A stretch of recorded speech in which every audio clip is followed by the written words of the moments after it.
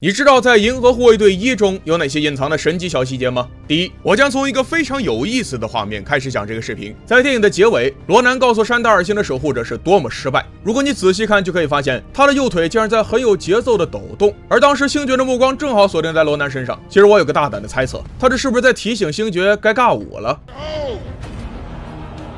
You're guardians of the galaxy.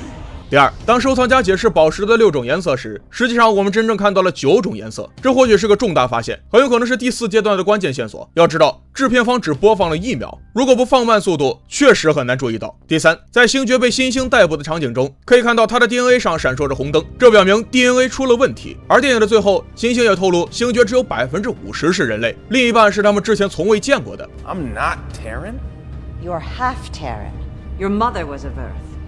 Your father, well, he's something very ancient we've never seen here before. 所以星爵不是一个正常人的事实，其实在电影的早期就已经暗示过了。第四，霍华德鸭子第一次出现在这部电影的片尾场景，但如果仔细看，我们可以在之前就能发现它。不仅如此，还有一个黑暗精灵和奇塔瑞人在收藏库。第五，在漫威宇宙中存在着许多神级角色，观察者就是其中之一。大家应该都记得在《银河护卫队2》中，老爷子和观察者的那一段。其实，在第1部电影里，如果你仔细看，就会发现在人群中有几个披着斗篷、身材十分高大的外星生命体。没错，正是观察者。第六，因为护卫队的互相争斗，从而违反了山达尔星的法律，最终导致他们被逮捕。但在此之前，有个路人已经指向了天空，这也预示着上方有东西出现。之所以对漫威如此热爱，就是因为有太多这样的连续性细节。原来在《银河护卫队1》中，还有这么多你没发现的小细节。第七，当新星军团逮捕星爵时，可以看到他的犯罪记录中包括翻译植入器，这就是为什么能看到所有的外星人都说英语，因为我们都是从星爵的角度去看。从这儿也引出了下一点，注意看第1行小字，上面写着别名是太空领主，而不是星爵。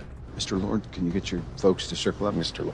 Star-Lord is fine. 第9，如果你看到了最后，就会发现这句话，意思就是在这部电影的拍摄过程中，没有任何浣熊或树木受到伤害，好吧？确实没有。第10，当火箭和新星军团与罗南军队作战时，可以看到他们是在水上击退入侵者，这样一来能防止更多的伤亡，因为飞船一旦失控，它也不会落在任何平民身上。多么伟大的细节！第11，回到电影的开头，星爵取回魔法球时，能看到他的女朋友在船上，但注意他穿的 T 恤，这和26年前星爵被勇度绑架时穿的 T 恤一模一样。第12，当火箭的犯罪记录显示出来时，我们可以看到他的一个同伙列在名单上，没错，就是莱拉。在漫画中，莱拉是火箭浣熊的前伙伴，不过他会在《银河护卫队3》首次亮相。据透露，在电影里可能会看到一个围绕火箭的故事展开。第13，在电影的结尾，当星爵打开母亲送给他的礼物时，仔细看背景的设计，这个座位的形状就像一个巨大的合适磁带录影机，完美符合了星爵喜欢音乐的形象。第14，火箭浣熊是一个非常特殊的生物，可能许多粉丝都想知道它是如何诞生的。实际上，这个问题在漫画中有完美的解释，但在电影里几乎没有线索。不过有一个镜头让人属实怀疑，就是当护卫队成员找到收藏家时，你可以看到在火箭一旁的桌子上有一节类似于小动物的脊椎骨，并且还能看到一些金属工具。这个线索也许是在暗示收藏家进行过一些动物改造实验，火箭很有可能就是他制造的。大家觉得呢？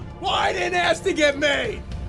I didn't ask to be torn apart and put back together over and over and turned into some little monster. Rocket, no one's calling you a monster. He called me vermin. She called me rodent.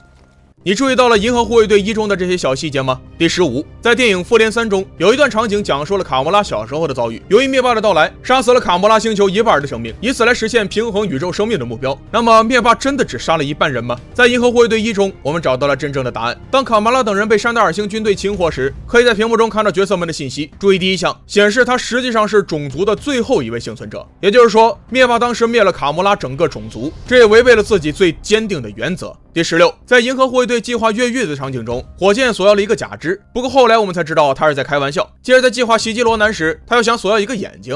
That dude there, I need his prosthetic leg. His leg? Yeah. All right. There's one more thing we need to complete the plan. That guy's eye. No, we don't. No, we don't need that guy's eyes. Seriously, I need it. It's important to me. 通过以上可以发现，其实火箭说了没良心的话后都会发出笑声，而当他说出需要假肢时，也发出了相同的声音。现在我们来仔细听一下。 That dude there, I need his prosthetic leg. Prosthetic leg. Prosthetic leg. 火箭的声音中有微妙的颤抖，所以这也证明他并不是这个意思。如果星爵能理解，那就不需要去偷囚犯的假肢了。 Oh, I was just kidding about the leg. I just need these two things. What? No, I thought it'd be funny. Wasn't funny? I had to transfer him 30,000 units.